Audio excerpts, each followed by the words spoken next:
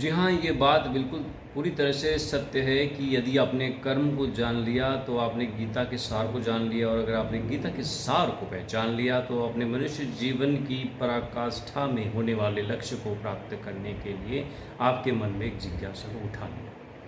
मनुष्य जीवन का लक्ष्य क्या है, आपकी आत्मा का लक्ष्य क्या है, और आपके इस जीवन का जिसमें आपको मनुष्य का जीवन मिला है उसका लक्ष्य क्या है।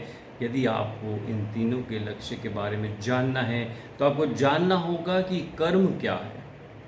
कर्म की परिभाषा को मानना, समझना, जानना, अनुभव करना और उस पथ पर चलना बहुत मुश्किल है, लेकिन असंभव नहीं है।